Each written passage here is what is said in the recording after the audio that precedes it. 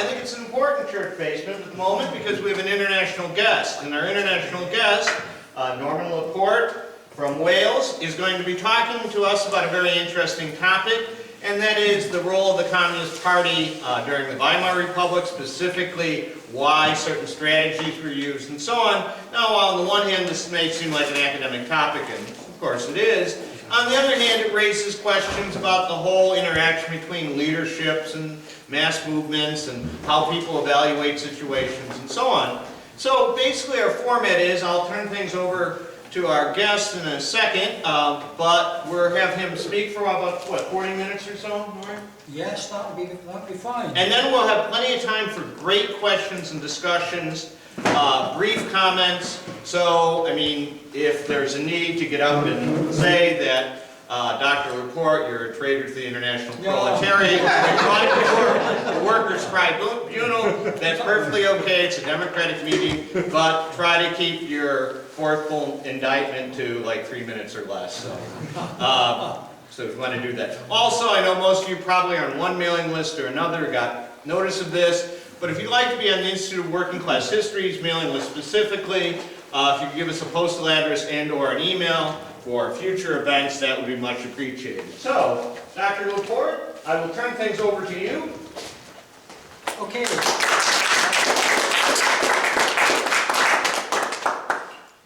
I'll come back to Chicago. You got a clap for doing nothing. Well, thank you very much for inviting a Scotsman who studies German communism to Chicago. And teaches in Wales. And teaches in Wales. So I have some international credentials after all. Okay, what I'd like to speak to you about is Ernst Thalmann, who was the leader, longest serving leader of the German Communist Party during the Weimar Republic. And I suppose what I want to do is I want to say, why is it that 20 years after the fall of communism, there's no kind of critical biography of them? That anything that's written about them tends to kind of run in the old grooves. They either follow the West German line, that this man was Stalin's satrap, a man who was basically a kind of hireling of Stalin, or people who kind of go in for the kind of more East German kind of style of communist hagiography, that he was some kind of heroic figure to emulate. They might include some very mild criticism, but essentially they would emphasize how he died at the hands of the Nazis. This is true, he did die at the hands of the SS, that he was an anti-fascist and a spur to political action. But these people are kind of dying off. These tend to be people who were German, either West German or East German communist. And it seems to me that all of this really obscures a kind of more important historical topic, because whether we like it or not, communism as produced by the Russian Revolution became history between 1989 and 91 as these systems fell. So what I want to try and do is say that we can rediscover who Thalmann was, that Thalmann in fact was an important political figure in his own right, that he represented an important part of the party, and this important part of the party was workers who were radicalized pre-war social democrats. They were on the left of the Communist Party, they were radicals, and these radicals believed in a policy of confrontation, a policy of struggle with the SPD that they felt had betrayed them. There were very German reasons to believe this. And also, when they struggled against the Weimar state, Prussia was the biggest part of the federal German system. And of course the Social Democrats had their bastion. They were in power from 1918 to 1932. Germany had this very regionalised system. So these communists that Thalmann represent are people who feel that Weimar no longer represents them, people who can no longer be integrated within the Weimar political system. So who was Ernst Thalmann? Well, he was born in Hamburg in 1886, And he was not, as the East German kind of construction of him tells us, he was in fact born into a relatively comfortable, that is relatively comfortable, family in Hamburg. That his family ran a grocer's shop and delivery business. However, I mean, perhaps we shouldn't see the kind of lower middle class people in these small businesses and workers as two separate, that these classes kind of lived side by side. And Thalmann's family had their first business, this kind of grocer's shop, in the Hamburg dock area that becomes important to Thalmann. His father wasn't a socialist. In fact, his father was something of a kind of patriotic right-winger.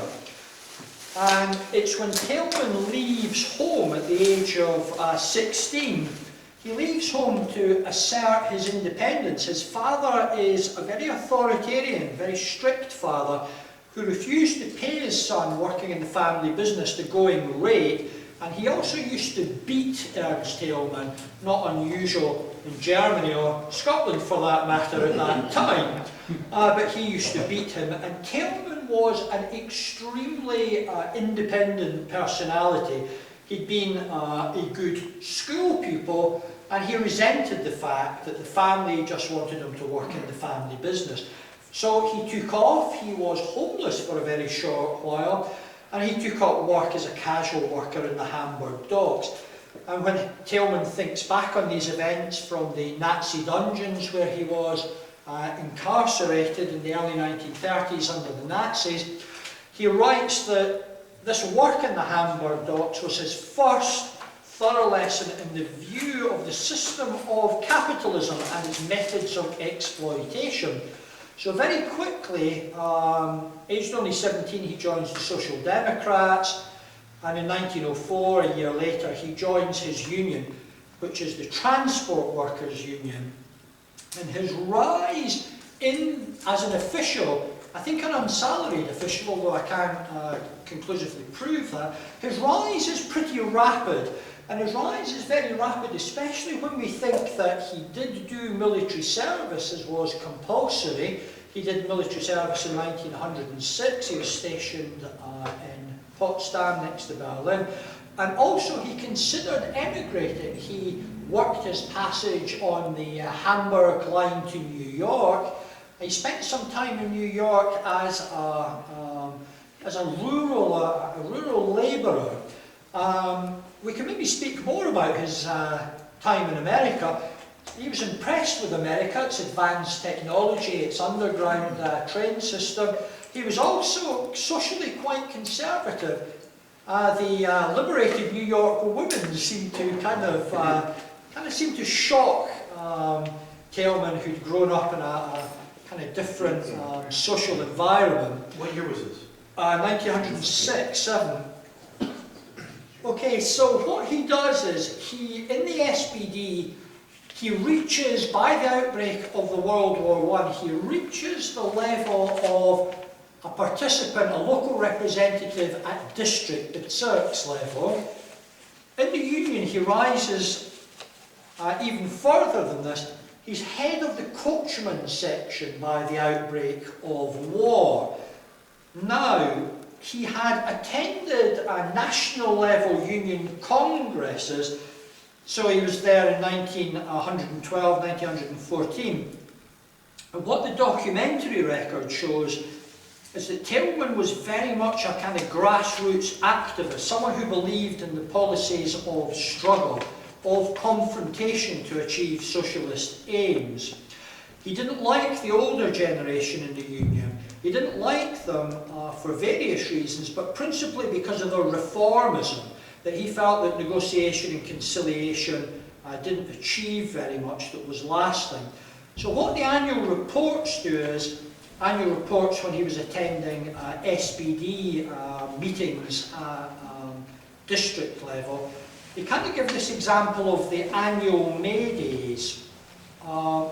Thalmann didn't want the May Day celebrations to take place at the weekend, perhaps the Sunday. He wanted them to involve taking a day off work, and that rather than being a welfare organisation, He wanted the union to be an organisation of struggle. He wanted them to dominate the streets. He wanted banners proclaiming the struggle for the 8 hours day, opposition to the imperialist war. So he kind of made this position of grassroots militancy, militancy against what he called the union bonds and the union bigwigs and their appointments at in Hamburg. So this takes us to 1914. That's his background on the kind of on the militant wing of the Hamburg SPD. In the war, like very many leftists, he was conscripted in 1915, and then he took part in all the major battles on the Western Front throughout the war. He was injured a few times. He behaved pretty much as a regular conscripted soldier, and in fact in the spring of 1918, during the German retreat and then the German collapse, he received the Iron Cross, second class. This was actually made public in East Germany. It's published in various articles. He received the Iron Cross. It was an effort to boost morale as the German troops wilted with the Allied advance. There is no evidence that during the war that Thalmann followed the Leninist line to turn the imperialist war into a civil war. He kept quite extensive diaries during the wartime. They were written in his union issued these diaries, and Thalmann filled them in. He detailed a great deal of things, and one of the things, like many people who later become radical left-wing figures, Thalmann was devastated that Germany had been defeated, as well as he was devastated by what war had done to human beings. So it's only when he returns to Hamburg after the war is completed that he begins to throw himself into political activism with the Independent Social Democratic Party. This was the anti-war, not split off from the majority Social Democrats. They were purged by the majority Social Democrats for opposing the war in 1917. He joins this kind of grouping, and he's very much part of their local left wing. Now, Thalmann is kind of fairly typical of someone who was a radical member of the SPD before 1914. He does not want to reject participation in parliamentary elections, and he wants to prevent the split at political level going into the trade unions. In fact, he's also elected to the Hamburg Parliament, March 1919, and he stands as a candidate for the USPD, the Independent Socialists, in the National Assembly elections of that year. So in other words, he's not siding with the anarcho-syndicalists or the kind of KAPD figures, people who completely reject participation in elections or involvement in the old trade unions. These people wanted to break with them. Thalmann at this point didn't. So he becomes chairman of this Hamburg group of the Independent Socialists, and he starts to gravitate, the kind of developments after the war start to radicalise his stance. So, for example, he is a very regular speaker. If you look through the newspaper of the Independent Socialists, you can see that Thalmann's one of the key militant speakers at this point. And at one meeting, for example, speaking about developments in Hungary, the short-lived Hungarian Soviet, what we have is Thalmann saying that he supports the dictatorship of the proletariat, that his sympathies are with the men of action who were at the head of the workers' movement in Hungary and in Russia. Now, this does not stop him standing in the Reichstag, the parliamentary elections of 1920. He doesn't win a seat. But what he does say by this point is that Parliament should simply be a tribune, a platform from which to speak to the workers, and that without the streets, without having strength on the streets, this would amount to nothing. So in other words, his views are becoming pretty indistinguishable from the German Communist Party, or the kind of dominant wing of the German Communist Party as we go into the early 1920s. Thalmann also believes that the German Revolution has been destroyed, that has been stabbed in the back by the Social Democrats, and he believes this because of the policy that they pursued. The majority Social Democrats wanted to put down ultra-radicalism, the kind of experiment in council communism that ran through Germany from the November of 1918.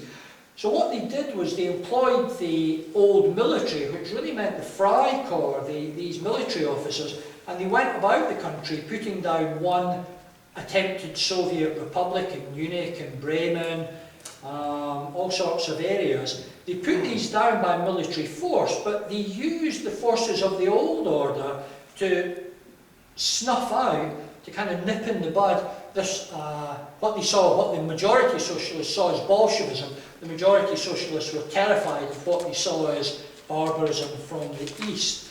And this also meant that during an attempted military coup in 1920, the Kapp Putsch, March of 1920, Thalmann was one of those communists who said, we should lift not a finger to defend the majority Social Democrats. These are the people who put down radicalism. Not all communists took that stand, but Thalmann was on that wing of the party.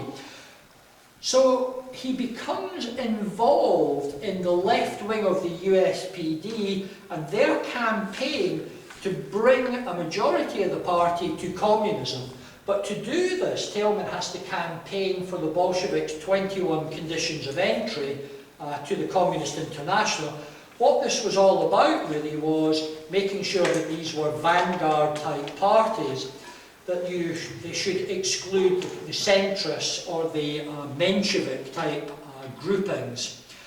Now, Hamburg, kind of unusually, was a stronghold for the left in the USPD. So most of the party, most of the USPD came over and with Thalmann joined the United Communist Party, and Thalmann was the chairman in the Hamburg local grouping of this party, not at the district level, that was Hugo Urban's, but he was the leader of the party in Hamburg at this point, and it meant that he had a seat on the central committee that represented all the different regional parties. So he starts off in the German Communist Party in a kind of very prominent position. Now, when the left wing of the independent socialists joined the communists, it made communism in Germany a mass movement, something that it very much wasn't in Britain or in America. You had similar trends in a small number of other countries, Czechoslovakia for example. Italy was a kind of complicated case, but you had a mass membership. Now, what happens here is that the party is pushed to the left. Because they are now a mass party, all these militant activists who joined the Communist Party, they kind of believe that a new Red Dawn is still breaking over Germany, and all this should take is a vanguard party, a party that will force the pace of the revolution, that will somehow act to make the revolution in Germany. And Thalmann becomes a very strong supporter of this left-wing stance in the Central Committee. It is a stance that, as Bill knows more about it than I do, is a stance that people like Clara Zetkin and Paul Leahy were very strongly against. They felt that this kind of putschism, these kind of premature revolutionary risings were a bad idea. Thalmann, however, really believes that they can force the pace of the revolution. Now, this runs into a situation where the Communist International had a number of what were called emissaries, or their representatives, in Berlin. These were people including Bela Kuhn, August Goralski, Josef Pogany, and these people were on the spot in Germany at the time that the Kronstadt the anti-Bolshevik Kronstadt rising happens back in Russia. Now, we have no proof to suggest that calling for a German uprising was to be a smokescreen in the world's media to take people's attention away from what was happening in Kronstadt. But Paul Leahy and Clara Zetkin believed that the push for revolutionary action in Germany was connected, and they stated this very publicly. What we do have a documentary record of is that the Comintern representatives who were there on the spot in Germany seized on an opportunity in the communist strongholds of central Germany, Halle-Merseburg. There was a mining district called Mansfield, and the Communist Party was especially strong there. Now, when the Social Democrats tried to conduct a policing action to take what remained of the firearms, weapons from the communists, the Central Committee decided, against the wishes of Paul Leahy, that they would use this to try and spark an uprising throughout Germany, to overthrow the government, perhaps even to take power. The problem was that they were warned by local representatives that they invited to their meetings that the feeling wasn't strong enough at this point in 1920 to succeed. So the uprising was a damp squib. There were a few strikes in central Germany. Dock workers in Hamburg, Thalmann's hometown, they did come out and strike to some extent. But ultimately what happened was that the uprising was really taken over by these ultra-radicalist syndicalist type groupings known as the KAPD, the Communist Party, the kind of syndicalist radical grouping that had quite strong grassroots support. And what Thalmann believes at this point is that one of the problems for the party was that its members were not following party discipline. That Thalmann himself lost a good job, the first good job that he'd ever had. He was a white-collar worker in the labour exchange in Hamburg in 1919 to 1920, and he lost his job because he couldn't account for his absence during the March action.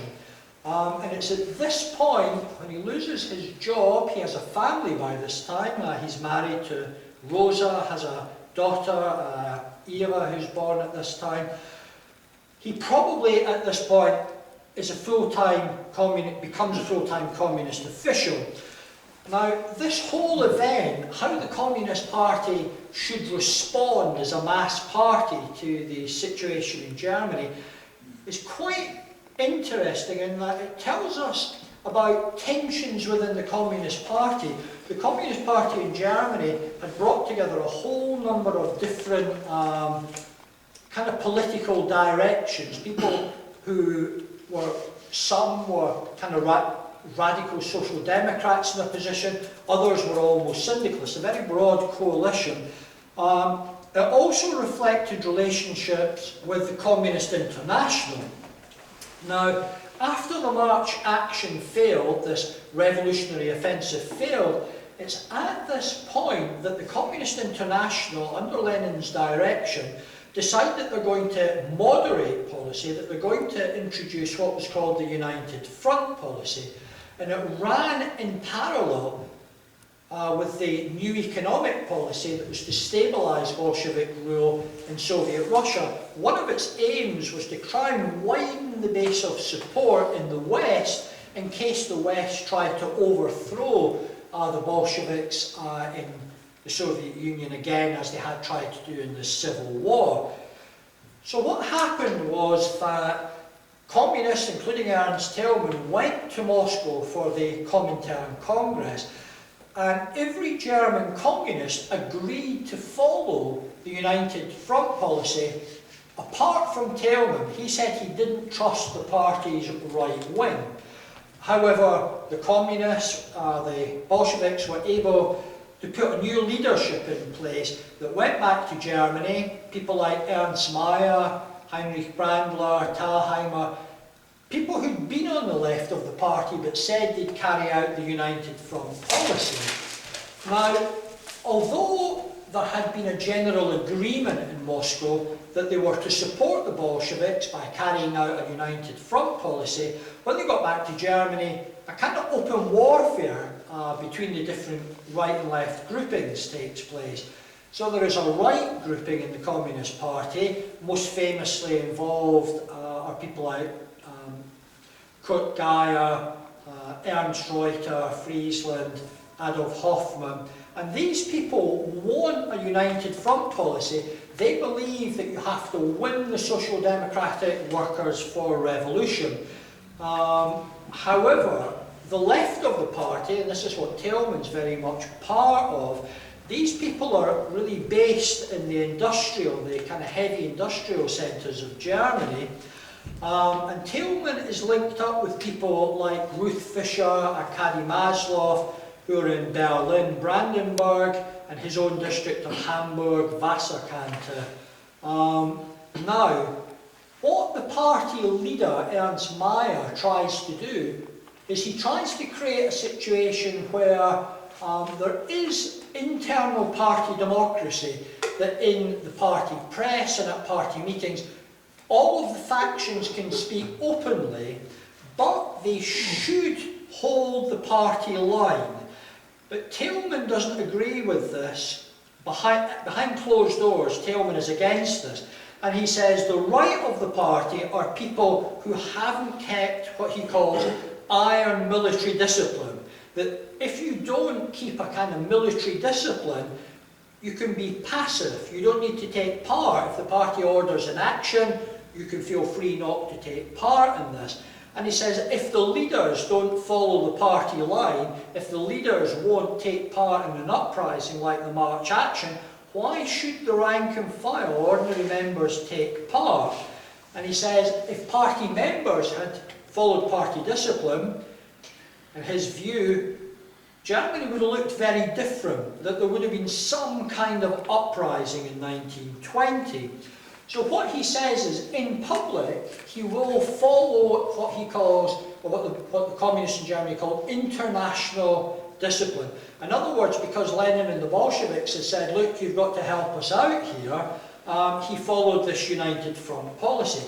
And he did this in Hamburg, despite quite strong, in fact very strong grassroots opposition. So there was a kind of difference between the intellectuals and the left in Berlin. They just openly flouted the united front policy and campaigned for intransigence. Thalmann tries to hold the united front policy among the party workers in the belief that this is what Moscow wants. So, what we should really flag up here is that while especially according to West German accounts of Thalmann, he was a kind of supine figure, that he did as he was told, that he was not a man with the intellectual abilities to think for himself. He was a man who, when he was speaking to other communists, was very pleased to tell them exactly what he thought. So, for example, when he's speaking at the party congress in 1921, he says, as far as he's concerned, Lenin and Trotsky should spell out what they mean by left-wing idiocies in the German Communist Party. What were these? And quite what did Lenin mean in his letter to the German Communist Party? By this he means left-wing communism and infantile disorder. As far as he's concerned, that's what communism means, that communism is about radical action. So he's spoken out against Lenin and Trotsky. But it's at this point, Lenin had asked Trotsky to head up the United Front policy, that he should make the main speeches, and Thalmann mistook this for a factional alliance. He develops a dislike of Trotsky for a number of reasons, but one of the reasons is he thinks that Trotsky is going to cooperate with the right, the United Front supporters in Germany. Well, with the United Front policy, it's given a test, and it's given a test in Germany when the foreign minister, Rathenau, he was a Jewish person, and he signed a treaty that revised, it accepted that it would fulfill the Treaty of Versailles. At this point, there were a whole number of ex-army officers who were trying to destabilise the Weimar Republic, who invented the myth that the left and Jewish people stabbed the Republic in the back. And what the KPD did under the United Front policy was to say that they would march together with other left-wing forces, that was the majority Social Democrats and the rump of the independent socialists. They would all take to the streets in Berlin. Now, in short, the SPD leadership, not all SPD activists, but the SPD leadership took fright that there was a mass mobilisation on the streets, and in the minds of the Social Democrats who sat in Parliament, they feared that a mass mobilisation on the streets could only benefit communism. So they turned in Parliament, in the Reichstag, the National Parliament, they turned to the monarchists. This is supposed to be a republic. They turned to the monarchist DNVP, the German National People's Party, a party that unashamedly wanted to end the republic and return to being a monarchy. They turned to them for something called the Law for the Protection of the Republic. This law actually tended to jail a large number of left-wing activists but do nothing against right-wing activists. So the SPD in Parliament had turned to the monarchists for support.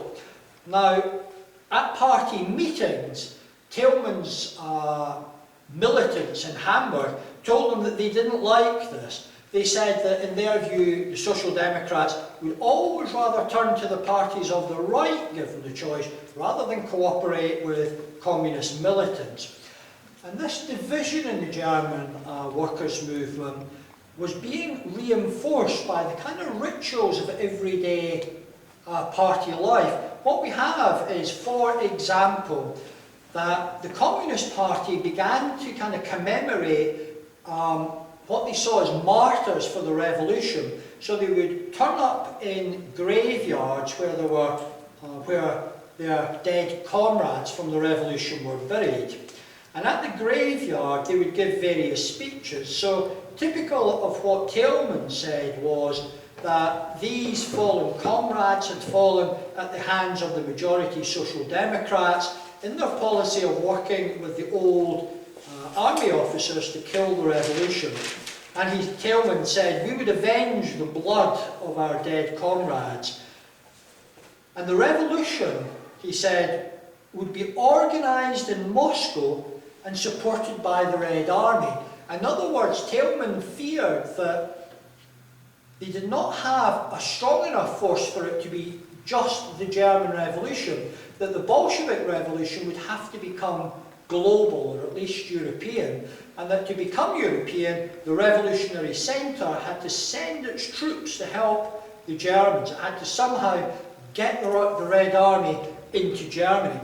And this actually dovetails pretty much with what the Bolshevik stance was in 1923. So what we have is then that this entrenched division, that the left and the KPD define themselves against these reformists in the SPD that they blame for workers' passivity. Now, what complicates the picture is that perhaps like America, Germany was a country that grew out of a very federal system. All sorts of different countries came together as a federal Germany. And in certain areas in this federal Germany, Weimar Germany, in Saxony and Thuringia, the SPD was a very left-wing organisation. And many of the figures in the SPD, in these two German regions, as they were two Länder, wanted workers' governments, and the electoral arithmetic, the elections in 1921 and 22 and 1923 meant that you could have what the communists referred to as a workers' government. It's a very real possibility. But this was argued out in with great acrimony and considerable detail at the 4th Congress of the Communist International. The German Communist Party was divided on the issue, and so was Moscow, so was the kind of centre of the Communist International.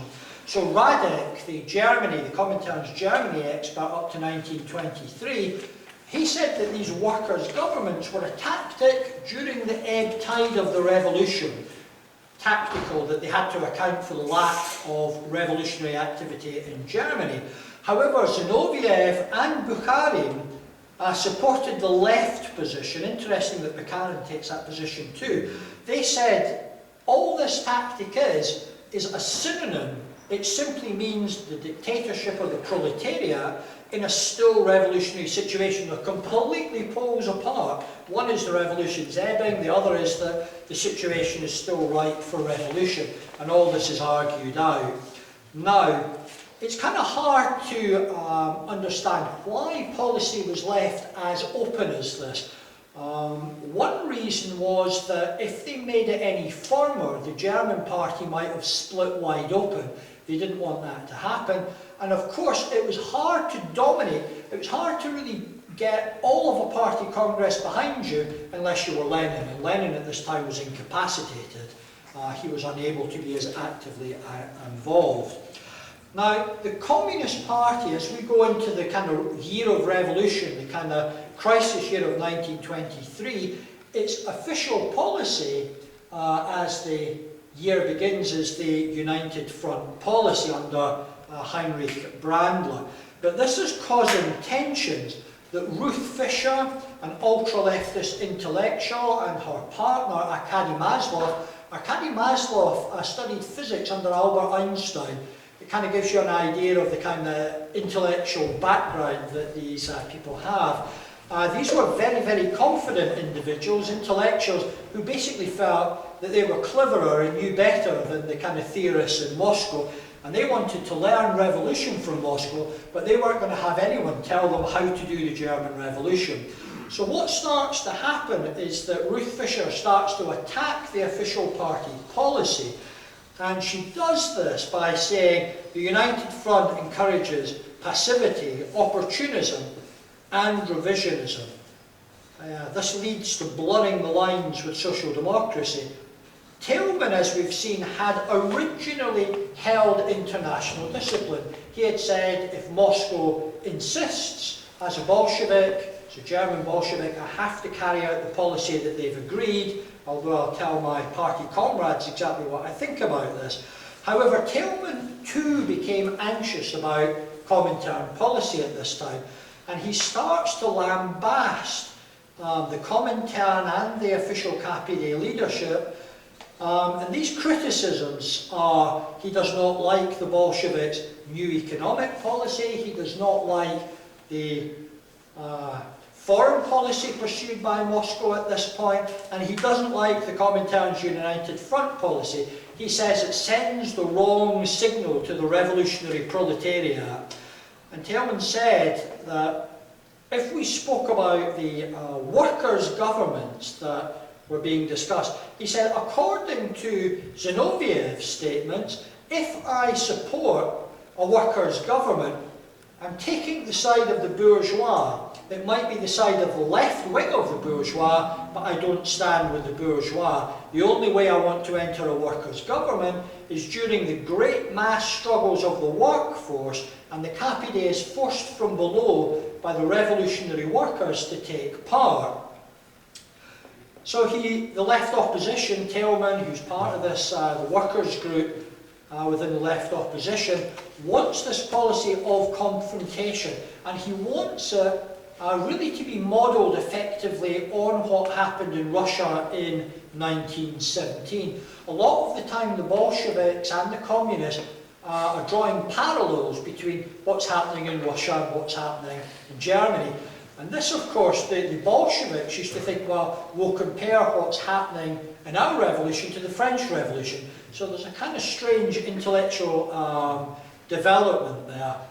But Thalmann wanted to kind of follow the model of 1917 leading to October. He would rather use the wild factory committees. He wanted to use the kind of grassroots organisation that were turning to communism in 1923 in Germany, or the action committees or control committees or the famous proletarian hundreds that were under communist direction, and that left-wing social democratic workers were joining them.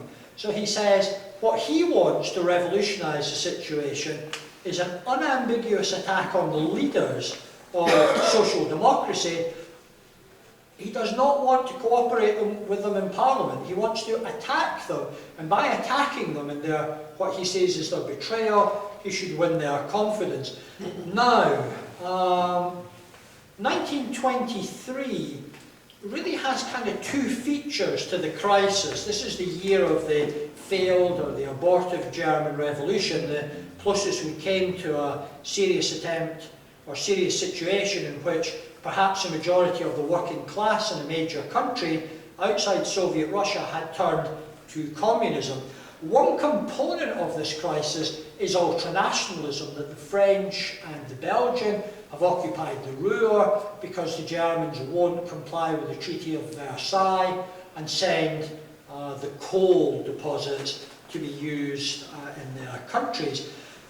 The communists were happy, by and large, to try and tap into a propaganda that said, you're being exploited like a kind of colony, but communism is the only way to national liberation. This line comes back in the 1930s. That didn't cause too much concern as a tactic. What does is that you have one wing of the Communist Party that is focusing on developments in central Germany, in Saxony and Thuringia, where there's this left-wing SPD.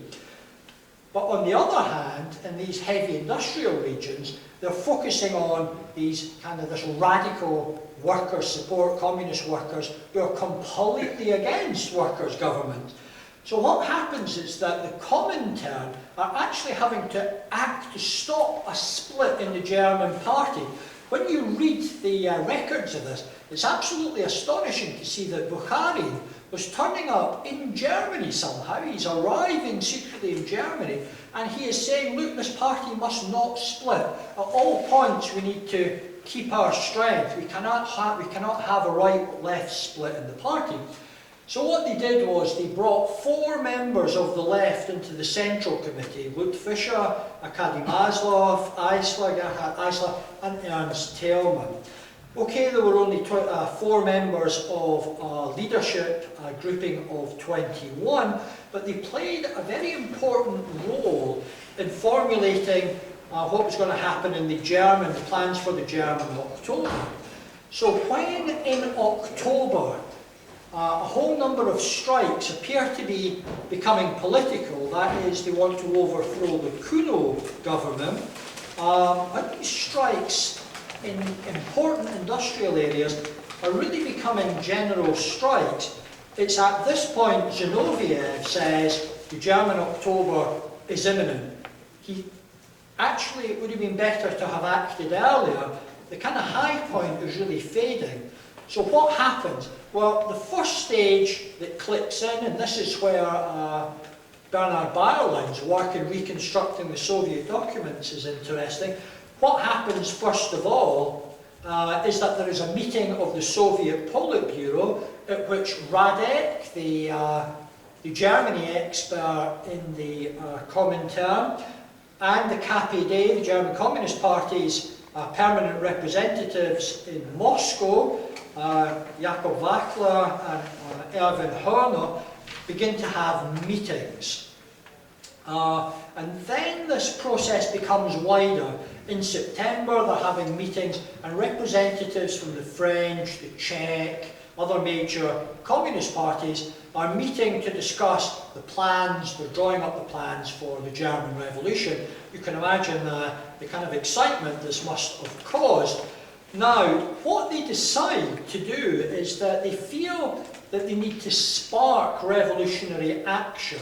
And how they want to spark this is essentially by joining the workers' governments. if you joined the governments and they took, as they did, the Ministry of the Interior, the Home Office position, they could get access to weapons. And when they had access to weapons and controlled important parts of the regional governments, the military would intervene. And as the military intervened, they believed the workers would rise up in support of revolution and against reaction. However, this went wrong. What Thalmann does at these meetings is he says, look, we cannot depend on the strength of these left-wing social democrats. What we have to depend on is the Red Army being able to arrive in Germany and supporting an uprising. And he says, this is based on past experience. Every other uprising has been put down by the German military and in cooperation with the Social Democrats. He also stressed that there were no large amounts of firearms left. They simply were not available. The military had them, the militant workers no longer did by 1923. So he also said that the German Communist Party and politics more generally hadn't been prepared ideologically, that this orientation towards the left wing of the socialists in government and partial demands, kind of trade union type demands, hadn't made the workers revolutionary. They kind of stayed to too large an extent with social democracy. Now the problem is this is what actually happened. That when the military invaded Saxony, it's called the Reichsexekution, the military headed for Saxony to throw the communists out of the regional government. The SPD joined the government, the Social Democrats did join the government, and they acted to kind of prevent revolution. They acted to put down any attempt at communist revolution. The only uprising that takes place is in Hamburg's hometown of Hamburg. And actually, the revolution is kind of a mistake. It's kind of hard to work out exactly what happens, but if we stick to Ernst Thalmann, Thalmann knew that the communists would fight alone, that they didn't have wider support, but he did this believing that he was carrying out the Central Committee's orders. He did it for reasons of party discipline. And he fought this, he was in a park in the city's Barmbek district, or workers' district, and he was helping to coordinate events from there. So, obviously this is put down by the police with some serious fighting, but nothing that was ever going to result in the German October. So it's a crucial turning point. It's this that moves the party until the process of Stalinisation, until the party line is really very much controlled by the Stalin leader. It's this that pushes the German party to the left, under Ruth Fischer, under Ernst Thalmann. And what they start doing is they start purging what they see as Menshevik-type elements, people who had supported the United Front policy, and instead, Thalmann in particular wants to see the party having a rigid military-style discipline, a discipline in which all levels of the party would follow the party line set by the party leadership. And he says if the German Communist Party wants to be a disciplined party, when it calls the workers out on a general strike, everyone has to obey this demand. Every communist must join this. When they did this in August, only a few comrades struggled. If you didn't follow the party line, there could be no revolutionary action. So what I'm kind of going to, I think I should wind up. How long have I spoken for? About 45 minutes. About 45 minutes. That seems pretty much long enough. But if you can tolerate this a little bit longer, what the case I'm making is that this is the making of a German Bolshevik. That this idea, this kind of mode of political conflict, this kind of belief in the politics of struggle, it does originate in Imperial Germany, that Thalmann and these other radicalised social democrats, as we go through the 1920s, take this experience with them. And it's not this commitment to discipline. It isn't only the Bolsheviks' 21 conditions that are very centralist, that are a very top-down system of operating a vanguard party. The idea of discipline is also coming out of workers' radicalism, that the Social Democrats had a policy of following the party line, submitting to party policy, but also the experience of war, the period of civil war, the experience that if you issued a line for revolution, that many comrades didn't follow this line, all feeds into Thalmann's belief that it's really an idea of revolution from above, that rather than kind of seeing this as a spontaneous movement of the workers, that because the workers aren't rising spontaneously, or not in the way that Thalmann would like them to, you're kind of having this kind of whole creation of an idea of revolution from above that follows a military discipline. And that what you do is that you impose a kind of uniformity. You impose this by disciplining the party through purges, that if you do not support these left-wing policies, you're the enemy within. And I think one reason that someone like Thalmann could actually believe this was that they believed it was a period of revolution, that the Russian Revolution was the first in what would be the West European revolution, and that it was essential to have the right tactics, because they believed that only the right tactics would tip the balance over into revolution. So because of the SPD's actions, because the SPD was the party of state in Prussia, which dominated 2/3 of Germany, and had serious influence in the 20s in many other parts of Germany, being against them as a party that suppressed or put down revolution meant that it furthered this idea of the vanguard, that this minority had to somehow destroy the SPD, and by destroying the SPD they opened up the pathway to revolution. And all of this might sound incredibly Stalinist, this kind of idea that you didn't tolerate dissent in the party, that you imposed military discipline, that revolution was something from above, that there was a logic from Thalmann's own life and experience. And in my view, I realise I'm kind of speaking on something that will go on the web, and my colleagues in Germany may throw me out for this, but I think that it becomes part of a kind of Cold War narrative. That it was Germany had two mass movements that rejected democracy.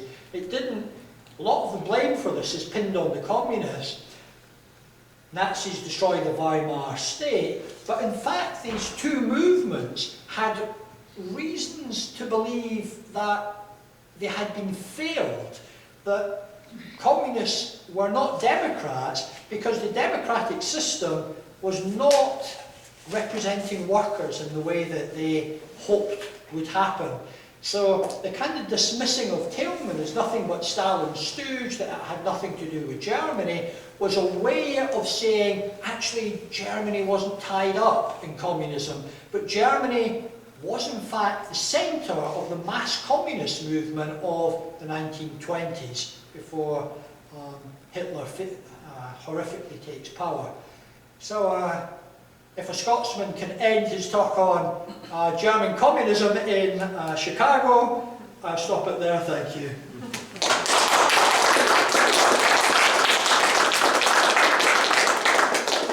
Thank you very much. Okay, questions, comments? Reactions?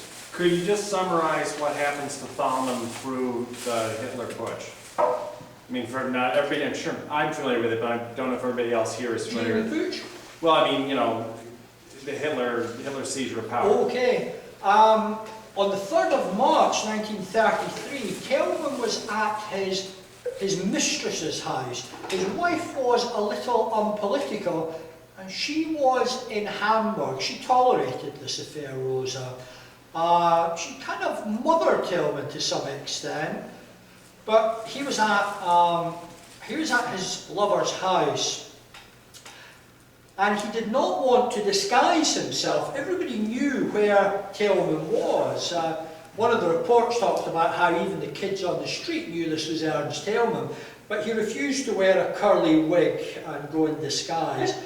And the Gestapo, he was betrayed, some communists had been arrested, and the Gestapo arrived and carted him off to Moabit, the Untersuchungshaft, which is the kind of a place where you're imprisoned awaiting a trial.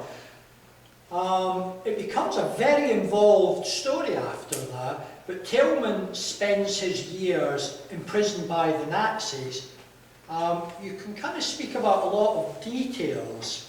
I think probably if we're focusing on Thalmann as a communist, what's probably most interesting is that although Stalin believed that Thalmann would be turned somehow by the Nazis actually said to him, look, you are a German, we don't really want trouble with Germans, we want trouble with Jewish people, we want trouble with politicals, but if you were to publicly denounce communism and say you'd realised that communism was a bad thing, we'll free you to live with your wife.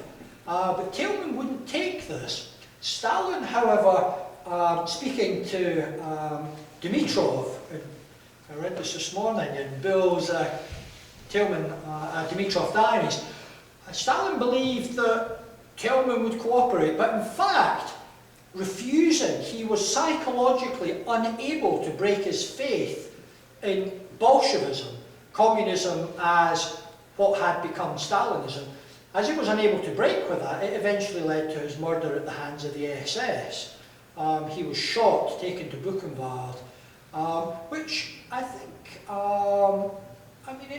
it shows a kind of a disposition that, it did take bravery.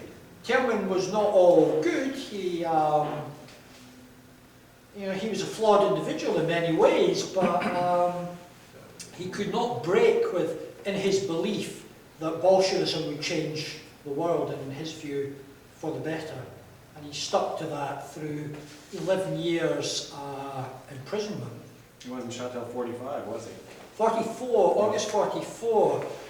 There was even a West German kind of rival story that he was in Buchenwald, and on the night that he died, according to Margarita Buber-Neumann, who had spoken with the wife of an imprisoned Social Democrat, Rudolf Leitscheid, he was also in Buchenwald, they had a kind of a version of events that Thalmann was killed in a bombing raid, much less heroic than being shot.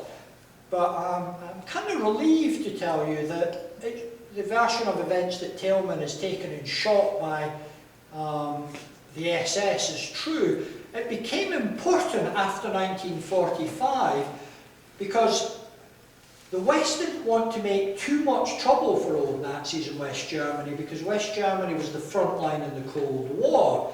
And if they made too much trouble, one of the guys who was principally involved with murdering Thalmann was a school teacher.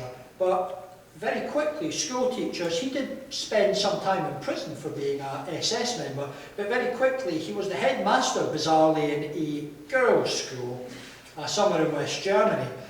And if they were going to convict too many of these people, it was going to cause a lot of trouble. So it became significant. So Thalmann's death was kind of a hot Cold War topic. But he died at the hands of the SS. I've been to see the kind of plaque and these, it was effectively a kind of, all of these camps, they were not death camps per se, but they were kind of part of a death camp system. You know, they had the ovens, the gas ovens there. So Thalmann was shot and then his body was thrown in and incinerated. What happened to Ruth Fisher? Well, to get the real proper details, you really need to get another of Bill's friends, Mario Kessler, to come and speak, because he's working in New York, but he's writing a biography of Ruth Fisher. I can tell you in vague terms what happens to Ruth Fisher. First of all, she breaks with German communism in 1926-27. However, when the party turns to the left, this fateful social fascism policy, she wanted back, but wasn't readmitted to the Communist Party. Psychologically, it was very difficult for someone who was a communist to break with Moscow, even although it meant Stalinism. Ruth Fisher, in my view, was not a Stalinist. She was a revolutionary communist, but she was in one of the various German traditions of radicalism. Now, as an independent communist, she went to France as the Nazis take over, and as the Nazis then arrive in Paris in 1940, she leaves for New York, and she kind of lives out her life as someone who she became increasingly convinced that a Stalinist hit squad might come and kill her. It wasn't total fantasy because Krivitsky was killed.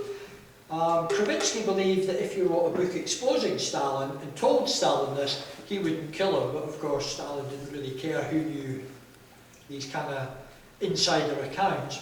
So Ruth Fisher was kind of similar, and regrettably she cooperated with the CIA and British intelligence in writing her book, Stalin and German Communism, which tipped over into being a Cold War anti-Stalinist tract, how the German party was Stalinized.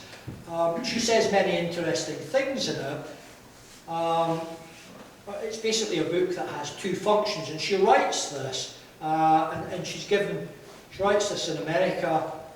It's translated into German, French, and she is paid to go and give talks, basically because people like her are being used, leftists like, or former leftists, Arthur Koestler and even George Orwell, they're kind of being used in the Cold War as people who know what Stalinism means. In other words, human life is cheap, but they're being used to speak out in a way that has a serious effect on the left in other countries. No, to go beyond the personality, beyond Thalmann and Fisher, I take it that the culture, that communism was culturally pretty pervasive at the time. How do you explain this, all of a sudden, this, well, I don't know if it was sudden, but the shift to absolutely the antithesis of socialist and communist ideas, racism, nationalism, and it became like the whole culture, the whole society. As Stalinism, or what's that? as Stalinism? No, As in Nazism? Germany, Nazism. I think the problem was that Weimar polarized. I mean, when you think of what was the base of support of Nazism, it was essentially all of the middle class parties splintered, that their vote became almost nothing, and that vote first of all went through particular interest parties, the business party, small traders party. There were a whole number of these kind of fragmented parties, and the Nazi party eats up that vote, that the middle class vote is largely consolidated under the Nazi party. And that you have, why is this possible? Well, Weimar was a society that went under profound shocks, that if you were patriotic, and remember Germany was a country that had been recently unified, that had become larger, had become the dominant European power, had entered a war that proved unwinnable, the First World War, but really was the kind of dominant power in Europe and was subjected to the Versailles Treaty. They saw this as a national shame, not only a national shame, but the inflation meant savers lost their money, The only thing that was propping up Germany in the 20s was loans from America in the form of the Dawes Plan. And when America stopped the loans, when the Wall Street crash hit, these people start finding that they can't make enough money to live the lives that they wanted. And these people eventually consolidate under the Nazi Party for various reasons. But one of them is because they wanted to smash a system that they kind of started to think, we need a strong man. We need to go back to something almost like the Kaiser, but new, for this kind of new modern society. On the left, the polarisation process doesn't go as far, but half of the Social Democratic vote is moving over to the Communist Party. The KPD's vote is rising when Hitler takes power. The last 3 elections in November 1932, the Communist Party vote is still rising when the Nazis passed their peak. So on right and left, because the Republic was associated with defeat in the war was associated with all sorts of economic crises, they could not legitimise a political system. So it polarised into right and left, and it was the anti-Bolshevik right that proved to be stronger because it had the support of big business, it had the support of the military. I mean, it's a complex. I mean, it's what was happening was, you know, if you dot all the I's and cross all the T's, there's a kind of extremely complex process happening. But no matter what historians have said, it's still my view that the Nazis were seen by the elites as someone who could defend their interests. So they move over. By November 1932, one of the electoral studies by a Canadian guy called Hamilton showed that in the richest districts of Hamburg and Berlin, where these the elites were living, the Nazi vote had rocketed. These people were turning to the Nazis in the belief that it was better than any Bolshevism. So you couldn't find consensus. It was a culture of not finding consensus. Did I understand you that the stated policy of the communists were that they were going to have the Russian army invade? Yeah, Heinrich Brandler wanted this to have a much stronger German component. He wanted to win left-wing Social Democrats in sufficient numbers that this, was a German revolution. Others, people like Thalmann, believed that the only way you could defeat the military was that the Russian Revolution was the first part of a global revolution. And if the German military would put down the German workers, the Red Army had to put down the German army. And they advocated this position publicly? It seems to me you'd have difficulty getting any popular support for that, regardless of what your opponents were. Yeah, that's right. This is one reason that limits the support to some extent. Obviously the communists are absolutely associated with Moscow. I mean, one of the propaganda functions the party has is to say, Weimar is failing. It's failing you as a farmer, it's failing you as a machine worker, factory worker. I'm not certain how much of that at the time was openly stated. It is afterwards by Thalmann. At the time, this is what I was kind of quoting from are the meetings in Moscow. You can get this on the Comintern archive now. And at these meetings, when people are asked what happens in the German Revolution, Brandler says one thing, Thalmann says you need the Red Army. And that is really the Bolshevik position. I'm sorry that I can't give you an absolutely definite answer on what was in the public domain as the revolution happened. I was attempting to find some evidence for why they went elsewhere.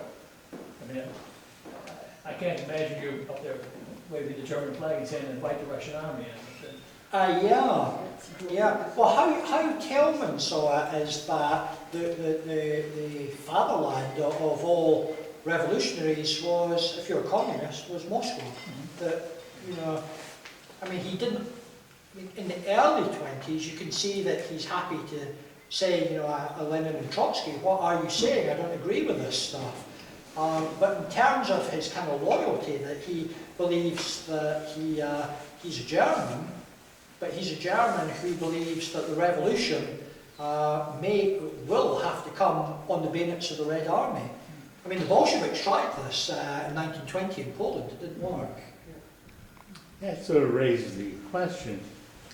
If you want the Red Army to come to Germany, how did they get there? That was a Germany and They have to go through Poland. do not have a common border at this point. Yeah. No, that was a serious problem. The plan that... Yeah, I know I haven't really kind of answered that. I mean, I haven't ever found great details of how they would do this. They had an apparatus on the ground, the M-apparat, and this apparatus that kind of worked undercover was part of the Western Bureau of the Comintern, and its function was to direct events. And so they had a leadership that was put in place that would take over. You know, that there was a committee of 4 under Radek who was to take charge. But I mean, it looks to me that they thought that they could simply force the Red Army through. It wasn't realistic, in other words. That hadn't worked in 21. Why would it work in 23? Yeah, I mean, I guess, yeah, well, I mean, I suppose that it's the tactical choice, isn't it? You know, that do you go with, it's a workers' uprising and these left-wing social democrats will come to communism, or if you didn't believe that, what was left? I mean, I take your point. It was not a seriously answered question that I can tell you about.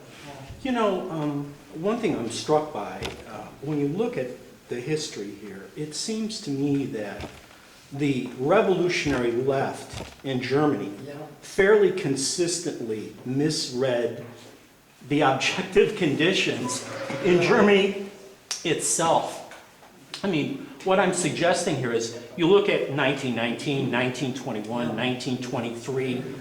I mean, for lack of a better way of describing it, let's say an attempted coup d'etat. Yeah. You know, things just didn't turn out the way that they thought they would. I mean, by and large, what I'm suggesting here is the German working class was relatively passive. You could almost say pessimistic. You know, when there was that combination with the KPD and the left wing of the Socialist Party, I mean, they thought they had this mass party. Yeah. But then when they called for like a general strike, nobody showed, you know? And what was the upshot of all that was that thousands of workers wound up imprisoned, lost their jobs.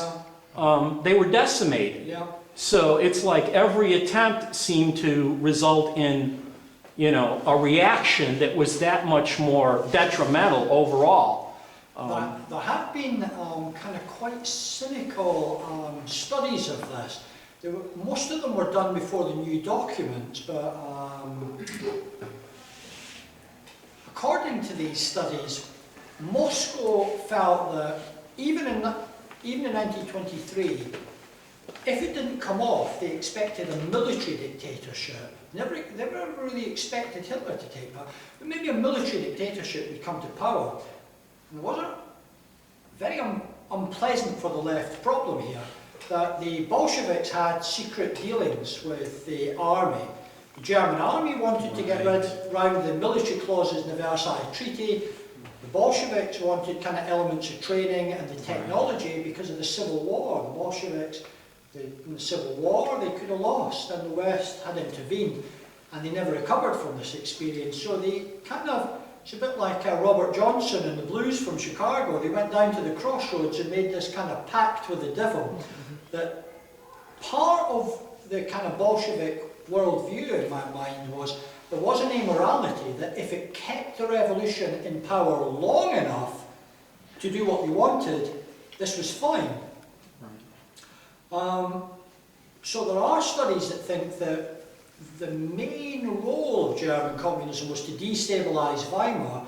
Why destabilize Weimar? The Social Democrats and other parties looked to the West the Social Democrats actually looked more to America than they looked east. They didn't want to look east because Bolshevism. And they kind of had a racial component, maybe. It was like the Asiatic hordes coming to Germany. Yeah, so, yeah, I mean, there is, I mean, I think there is something in this. I think that there was a bottom line. I haven't read this in a document, but there are a number of studies that kind of draw these conclusions. And it's hard to think that the Bolsheviks wouldn't have welcomed, or you see, the German military were not likely to get on terribly well with the Western powers, because the Western powers wanted to keep Germany weak. That starts to break down by about 1930. Yeah, I mean, this is the problem. That, I mean, Bolshevism, it does have a kind of amoral dimension to it. Machiavellian. The, Machiavellian. yeah, exactly. Stalin himself had read Machiavelli. I mean, he was interested in these ideas. Bill, are you not pointing to you soon? So I had a question about Thalmann's radicalism, his pre-war radicalism. Yeah. I'm wondering if you could talk about the social and political influences that moved him to the left. Well, I mean, Thalmann, when Thalmann was growing up, he realised that other, you know, the lower middle classes and the working classes kind of shared the same space. And he realised that he was slightly more privileged, that he wasn't coming from the most impoverished group. But he had a kind of side to him that he, in his own recollections, said he realised that this was wrong. This feature of capitalism was wrong. He kind of grows up and he internalises a lot of the kind of old-fashioned German values. His family is pretty authoritarian. You have this father who beats him. On one occasion, he's actually beaten for reading at night. You know, he's supposed to be asleep. And he writes about how his father comes in and starts whacking him. His father was... Thalmann had a very... He talks about how he loved his father. And his father, later, in 1927, his father, I think, joined the Communist Party. They kept up a relationship. But this was kind of common. This kind of family socialisation was common in Imperial Germany. And I think that this feeds into his belief there can be one way of doing things. If Thalmann, as a young man, was out drinking, where he liked to drink, if he was out with his friends drinking and he saw his sister dancing with the local guys, she used to have to leave by the back door because he was going to come and, you know, who do you think you're dancing with? You know, that he was socialised in not the kind of what we understand as the kind of post-1968 milieu, or the ideas of after 1968. It was a kind of very old-fashioned world. He didn't question a lot of these things. And this kind of family socialisation that was authoritarian, I think, lent itself to the belief that we can go out as one on the streets, we can show them as one. And so when Bolshevism comes along and says, we succeeded and we succeeded as one, he thinks, great, yeah, get rid of these elements that don't agree with me. And I think all of that is coming out of these kind of structures.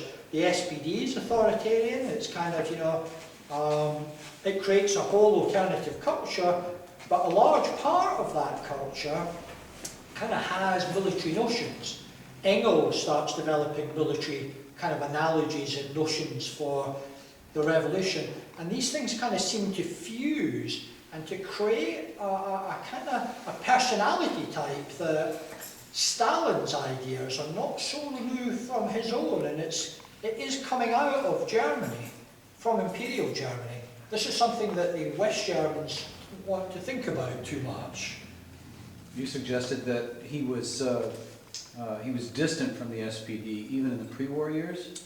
Yeah, I mean, one of the things is that he does become a youth organiser. I mean, there are files about this. He does become active. This was a little unusual. And one of the problems is that the old generation, if you had a long wait to get a position in the union, and Thalmann didn't like this. He felt these people were sitting on their salaries, you know, that they were okay, that he wanted to shake things up, you know. I mean, what do you say in America, you know, like bigwigs, or the Germans use the word Bonzen, you know, they're the kind of like, the word's very pejorative. You're a toff, you're Bonzen, you're kind of a lazy bureaucrat, you're not out there. These people aren't out in the streets, they're taking their salary, and he does develop this kind of grassroots view. And I mean, he's obviously a very willful person, because can you imagine that his father's running a going concern, and his father would take him on to work with him again, but he doesn't fancy it. He doesn't fancy going back to being told what to do. He could have had an easier life, but in fact he stays with this, you know, dock work. He's promoted, he is clever. I mean, he's not an intellectual, but his schooling he's taken into, I don't know how to translate this term, but it probably is as it sounds, selector, a kind of select group of students.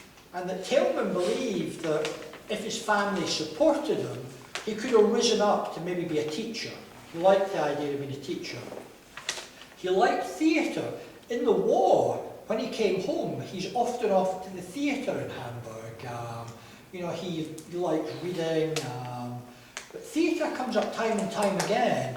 So, I mean, the workers' movement encouraged this kind of self-improvement. I mean, it's a tradition that's sadly gone. And he's bound up in all of this kind of stuff. Yeah, I've probably wandered way off what I was supposed to be thinking about, but yeah. Well, what do you make of those scholars who argue that the conflict in Weimar between the SPD and the KPD is partially a conflict of generations? You know, people have shown that statistically, Communist Party bureaucrats and union officials were often a full generation younger than their SPD counterparts, particularly because of what you said, the seniority system and so on. Yeah. I mean, how much do you think that plays into it, that for people who are young and impatient, the communist movement offered an alternative, just almost in a, not in a career sense, but almost in an emotional outlet sense? I guess the thing there is the kind of seminal life experience that Thalmann's part of the front generation. Right. He's someone who not only, his generation have been sent to the front, but not only that, when they come home, there's this kind of regionalised civil war. The radicalised workers are fighting with Social Democrats, and I mean, this is the kind of key life experience, you know, that he's fought in the war, he's come back, he's been involved in these kind of communist actions, and he's pretty dismissive of a generation that he thinks, I mean, essentially he starts off Weimar thinking, why compromise? What are they going to give us? So he wants to use Parliament and he wants to use the trade union, so he's not an anarchist or a syndicalist. There's a kind of, if you like, a further to the left position, but his experiences have been in the SPD. I don't like the leaders. He's been in the war. He was in constant dispute with, not over the Leninist line, but he's in constant dispute with these army officers, because he doesn't like being told what to do very much in the army.